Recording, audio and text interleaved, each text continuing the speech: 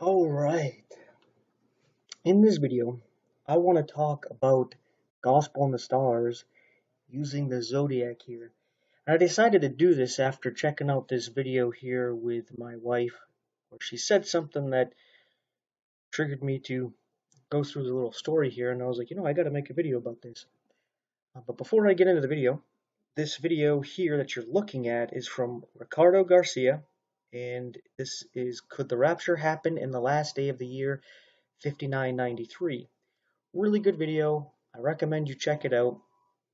Now, I'm not sure if this is the prophetic year 5993. This is really the first time I'm hearing that. So I'm going to have to look into that one. If you got any information on that, that would be cool of you. But anyway, with that being said, I want to talk about this here.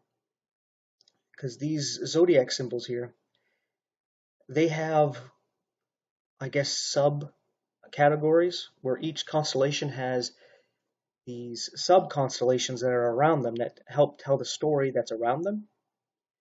So if you go to each one and you look it up, you can see that there's a whole story around each one of the constellations there. Each one of these 12 main ones. But not only that, these represent the 12 tribes of Israel.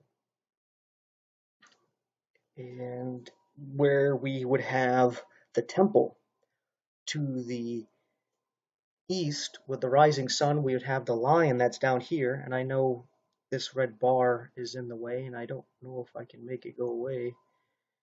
I can't seem to do so.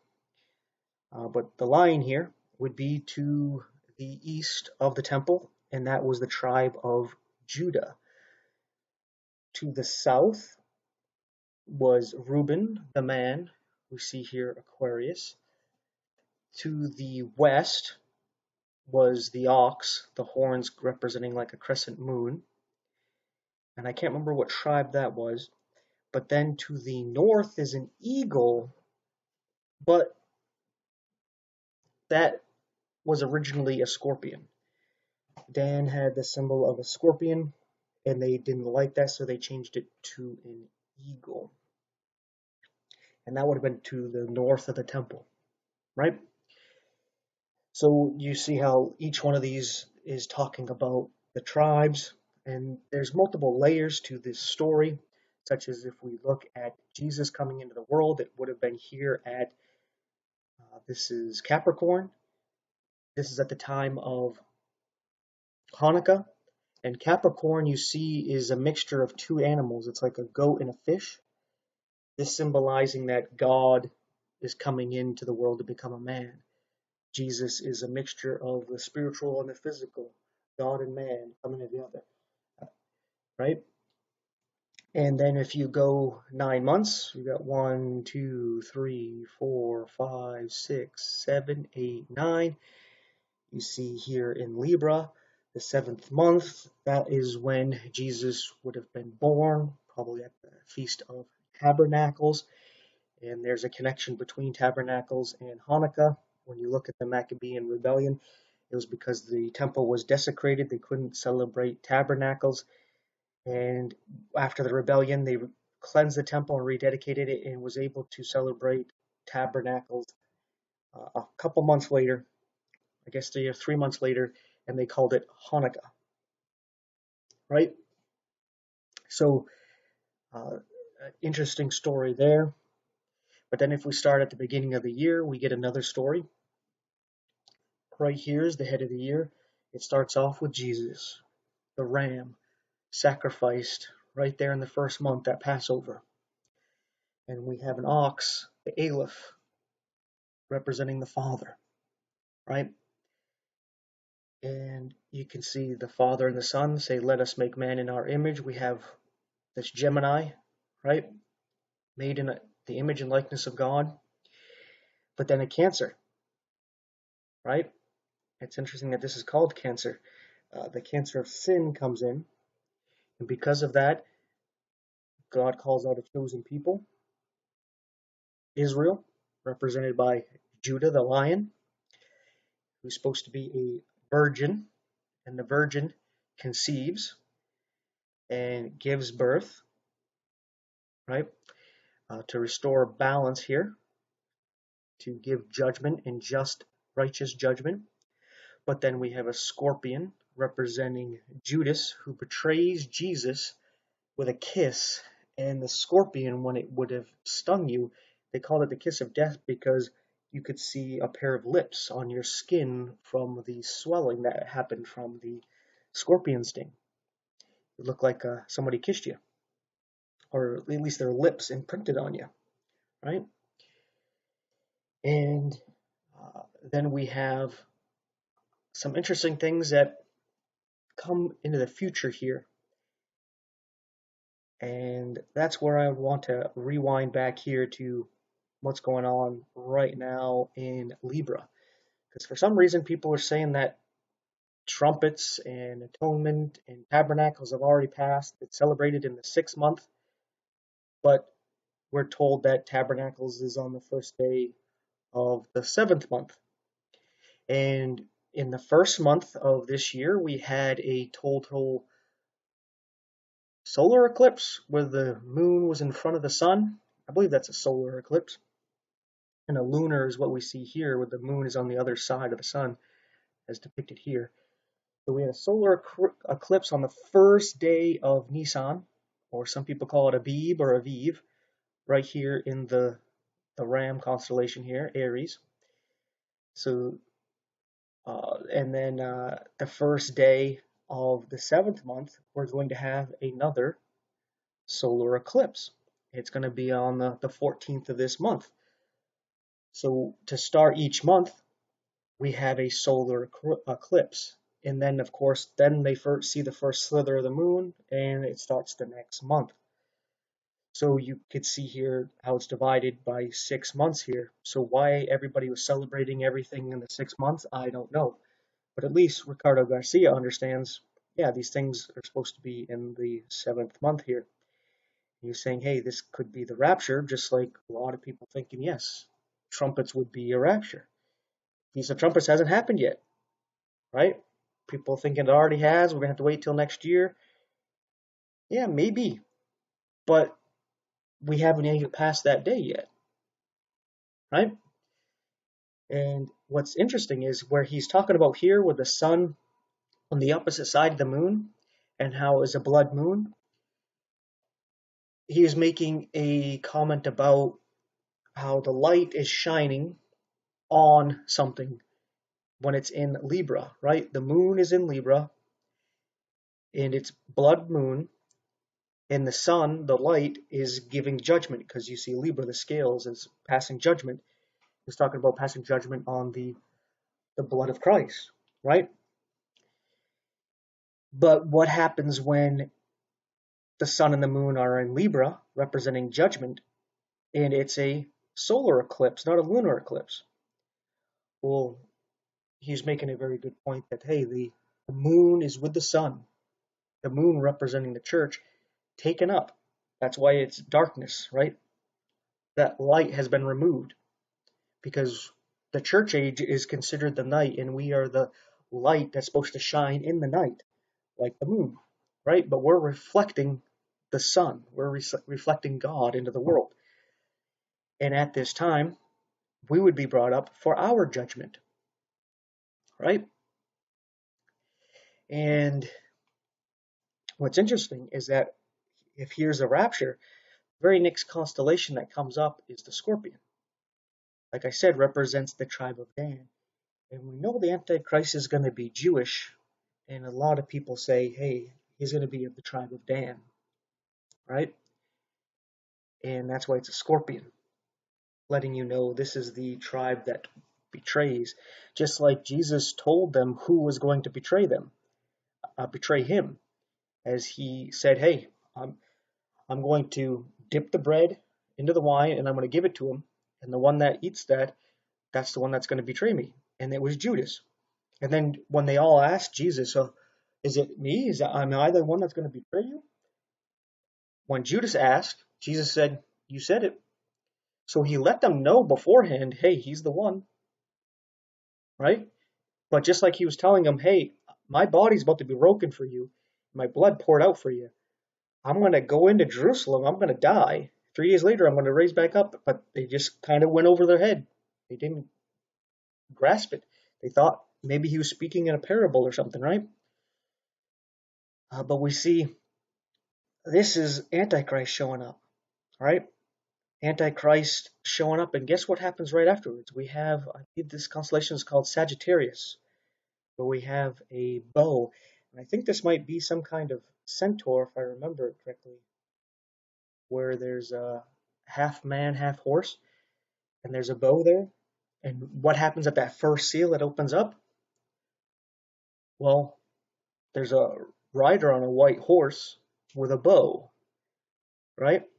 And everybody's talking about this covenant going on that they were trying to do in the 6 month here. Maybe this is when they confirmed the covenant, right? Because the bow represents a covenant. Just like God put a rainbow in the sky to let everybody know, hey, just because it's raining, because it didn't rain before, and when the first time it rained, he flooded the world. He put the rainbow there to say, hey, this is a covenant between me and the earth here, all the living things on it, that I'm not going to destroy it again with a flood, so you don't have to fear every time it rains, right? And I imagine it's even scarier when it's a thunderstorm in that situation where it never rained before, and then one time it did, and there was thunder and lightning, the whole world was destroyed. So I imagine that was pretty traumatic, right? But what's interesting is what comes up next. Like I said, these things have different meanings, or I should say multiple meanings, where then we come to Capricorn, which is a mixture between two animals. It's a goat and a fish. So we see this splicing and mixing together, which reminds us of Genesis chapter 6, where the sons of God, which is the angels, as we're told in Job. In the Old Testament, the sons of God is only a reference to the angels, where they saw the daughters of men, and they had children with them. But it says also that all flesh was corrupted, and during that time, flesh was mixed. And you can read in Jude that the angels who left their first estate committed the same sin that Sodom and Gomorrah did. And Sodom and Gomorrah went after strange flesh. Well, right when they were destroyed, what did they try to do? They tried to mix with the angels, right? They wanted to know them sexually, right? Man with angel, and then they were destroyed, right? Well, this is what's going to happen again with this new covenant, the mark of the beast, right? That's going to do something that's going to change you genetically. It's also going to connect you with the technology, this nanobot thing. And what happens after this? Well, we have the water bearer. You think, oh yeah, Pentecost, pouring out the water, getting the Spirit of God. Yeah, it can be a blessing, but it also represents judgment, because it, just like after they started mixing everything, in Genesis 6, what happened? A flood. And that's that represents going to happen afterwards. Like the plagues, the wrath of God poured out on judgment about this mixing, right? Because he's damning everybody who's doing this, because they're no longer human, or should I say they're no longer part of mankind, right? You can only be redeemed if you're part of mankind. If you're no longer part of mankind, you can't be redeemed, right?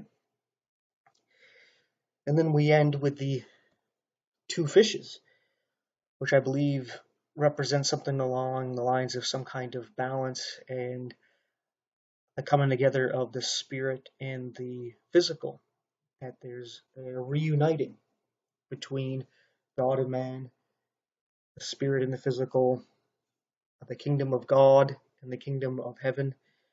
Because the kingdom of God is what we would think of as in the heavens. The kingdom of heaven is the kingdom of Israel here on earth. So I believe that has something to do with the reuniting of that. But you can see that there's a story told here, and I'm sure if you looked into it, you could see more detail on this. You could see different angles, especially if you start at different points. You use this to talk about the 12 tribes. God showed us these things in the stars, right? He set it up. And I like how Ricardo has it up here as like a clock. You can look up and you could know what time it is. right? So you see a a lunar eclipse in the first month of the year, and we're gonna have another one next year too, and another one next year at this month too. So 2 years in a row on the first month, the first day of the first month, and the first day of the seventh month, we have a lunar eclipse. So we got a good idea that this is telling us about the church, where the lunar eclipse, the solar eclipse happening on the first month at the Passover. So those who have accepted the Passover, then they are judged, right? Because then we have a actual solar eclipse in Libra at the judgment. So it looks like that's what's going to be happening here, PDQ. But yeah, I think that's all I want to get into, other than I recommend you check out his video. He has a lot of cool things that he brings up in this video. I think he is very insightful. God has blessed him in this aspect here, and I'm going to look into this right here, the 5993, and I might end up just splicing what I find into this video. So there might be a little, but if I don't, thanks for watching and take care. Alright, there's something I needed to add and I forgot to put in, slipped my mind, was that when we are shown something, it's to get our attention. So, example, 2023, we have a lunar eclipse on the first day of the first month, and then we have a lunar eclipse on the first day of the seventh month, right?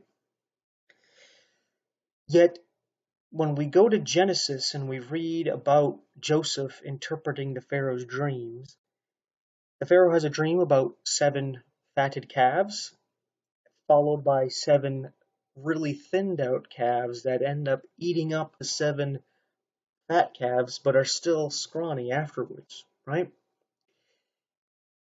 And then he has a similar dream where there's 7 really plump ears of corn, followed by 7 dried up ones, and the 7 dried up ones devour up the plenteous, but they're still kind of dried up.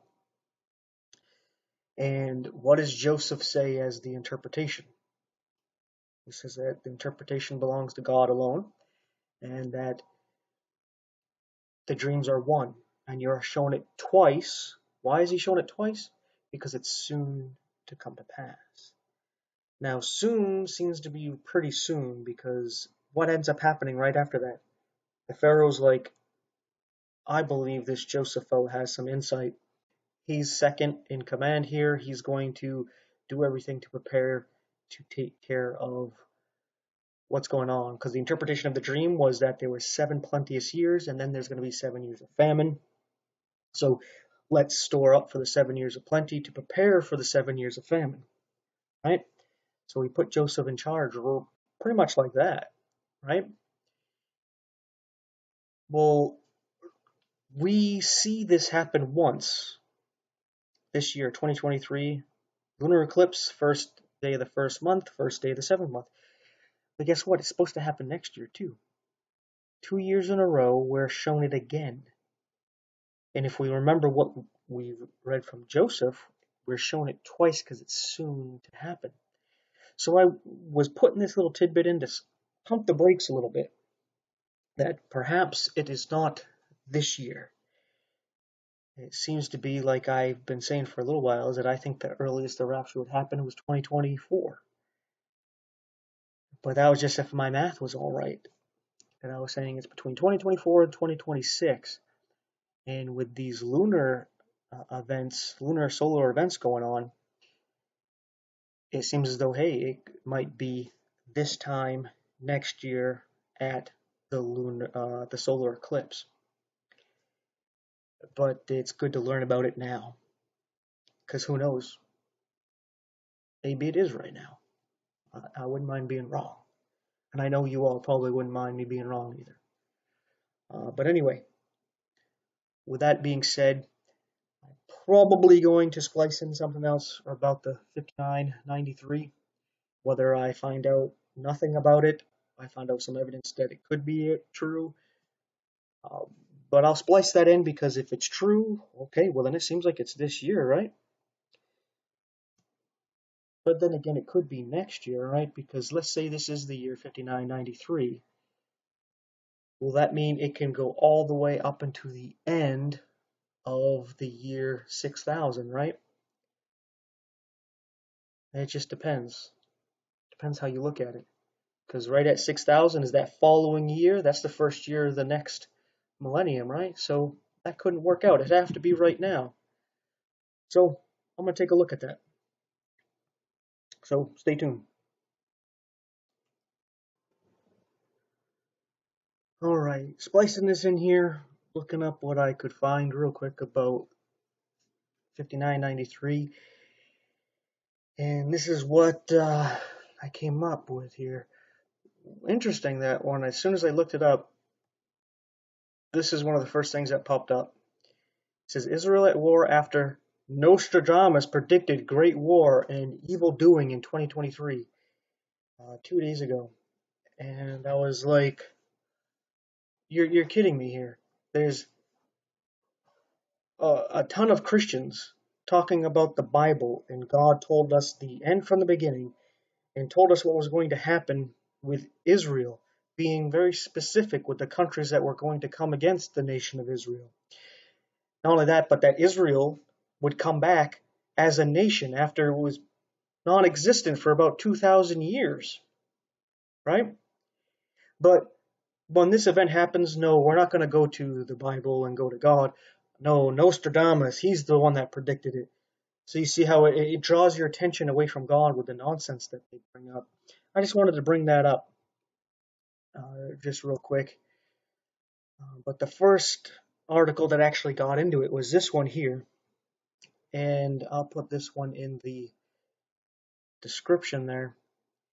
I'm a little ways down, I don't know, about a quarter way down this article.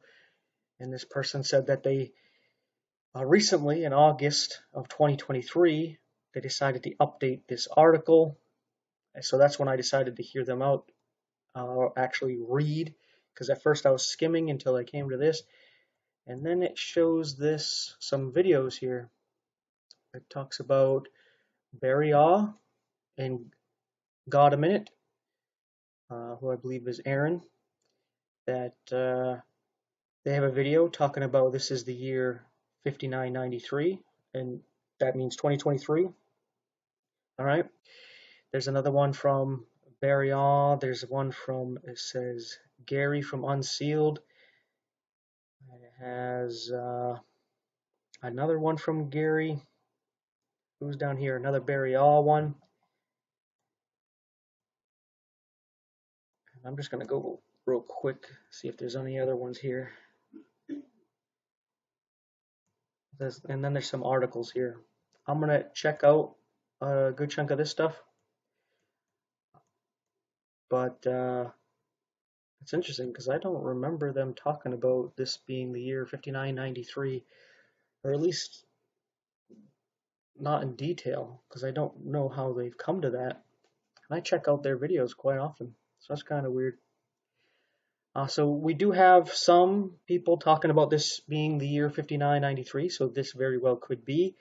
Again, I have to check out the information and how they're coming to that conclusion. As this one says, is that I think they're explaining that they were something like 200 years off. I thought it was right here. But there is evidence to the contrary, as I was checking out this article here from ArmstrongInstitute.org, where it's saying, is this really the year 5784? And this article was written in 2020, and it says that they were 165 years off on their calendar. So that would bring us to the year 59 49 plus you add the 3 years, so 52, 59, 52. So that is still 41 years off from what they're saying, right? So I'm not saying these people are right and these people are wrong, but I'm also not going to say these people are right and these people are wrong. I'm just going to say I got to look into it, and I suggest you do the same. So if I do talk any more about it, I'm not going to splice it into this video. I'm just going to make a separate video about it just to satisfy for myself whether or not this is really the year 5993, because I think it's something that's very difficult to figure out because of calendar changes and figuring out if we're using solar calendar, lunar calendar, are we going by prophetic years? There's 360-day years, right? Or how are we working this? So, yeah, it can be a little bit confusing and you can come up with different times. So, that's that. Thanks for watching. Take care. Alright, here's the 3 verses that I like to put in all the videos here. Isaiah 34:16, seek ye out the book of the Lord and read, so that Jesus doesn't tell you what he tells the Sadducees here in Matthew 22:29, ye do err, not knowing the scriptures. It's not that you err in error because you don't know the one true church that happens to be your denomination, or that you don't know the fundamental beliefs or the Nicene Creed, the Apostles' Creed, or whatever creed, or that you don't know the magisterium or the clergy, or you don't know your favorite pastor or priest. That's why you're in error. No, you're in error because you don't know the scriptures. You need the scriptures to test to see whether or not those are correct, whether those are the right traditions, whether those are legitimate clergy, whether that church is actually following God, and whether those creeds line up. Those fundamental beliefs are found in the scriptures. Because knowing the scriptures is knowing God. Like we read here in John 17:3, Jesus says, and this is life eternal, that they might know thee, the only true God, and Jesus Christ, whom thou hast sent. This is a deep knowing. As Adam knew Eve and she conceived, you need to know God in like manner, so that you may be born again, that his word, his seed, it abides in your heart. Will you truly believe that Jesus Christ is God in the flesh, that he died in your place and gives you his life in exchange, so that your righteousness, your good and your bad, your life, past, present, and future, died 2,000 years ago. Your life is his. He can do what he wants with it. He puts it to death, and he gives you his life in exchange, his perfect, eternal life. That's the deep knowing you need to know of God. So, there you go. Do you know him? Do you want to know him? Get to know him. Thanks again for watching. Take care. That fella couldn't join the church. He couldn't join the church. He couldn't get baptized. He couldn't get baptized. He woke up with God. He woke up with the devil. Are you saved? Amen. So that fella didn't take the sacraments. Didn't take the sacraments. Didn't say the rosary. Didn't say the rosary. Didn't tithe. Didn't tithe. He went to heaven. He went to hell. You saved? Great. Didn't keep the law. He didn't keep the law. He broke the commandments. He broke the commandments. He didn't keep the golden rule. He didn't keep the golden rule. He woke up in glory. He woke up in the pit. Are you saved? You're saved. If you're not saved, you're over here or you're over here. You sure ain't in the middle. He said, Lord, remember me, thou comest thy kingdom. And Jesus turned to him and said, Verily I say unto thee, today shalt thou be saved. It's like that. You have been saved? If you ever saved, you were saved like that.